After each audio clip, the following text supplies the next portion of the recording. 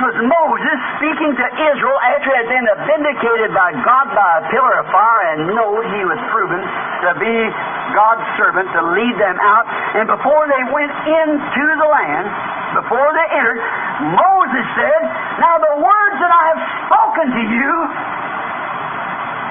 I call heaven and earth to witness against this."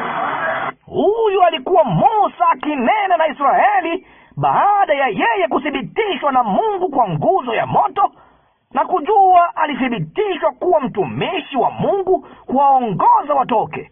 Na kabla hawaja kwenda katika nchi ile, kabla hawajaingia, Musa alisema, "Sasa maneno nilionena kwenu, naita mbingu na nchi kushuhudia dhidi yenu."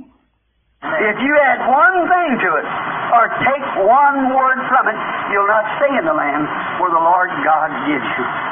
Mkiongeza kitu kimoja kwake au kuondoa neno moja toka kwake, hamtadumu katika nchi awapayo Bwana Mungu. So say I in the name of Jesus Christ. Don't you add one thing. Don't put your own ideas in it. You just say what is said on those tapes. You just do exactly what the Lord God has commanded to do. Don't add to it. Nasema vivyo hivyo katika jina la Yesu Kristo.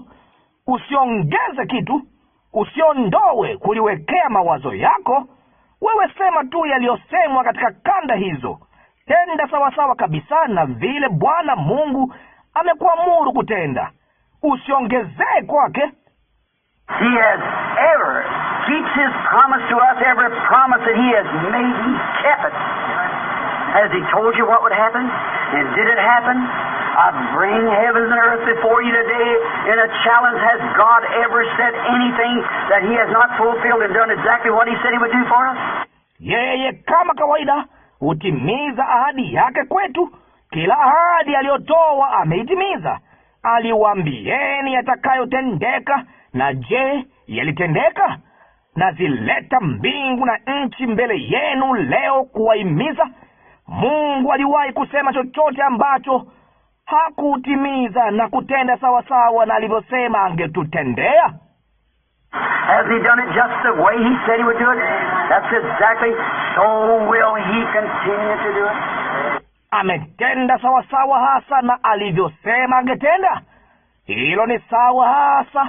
Ataendelea kufanya vivyo hivyo. Just don't add to it. Don't take from it. Just believe it and walk humble before the Lord your God. For usiliongezee, usilipunguzie, liamini tu, nawe utembee kwa unyenyekevu mbele ya Bwana Mungu wako.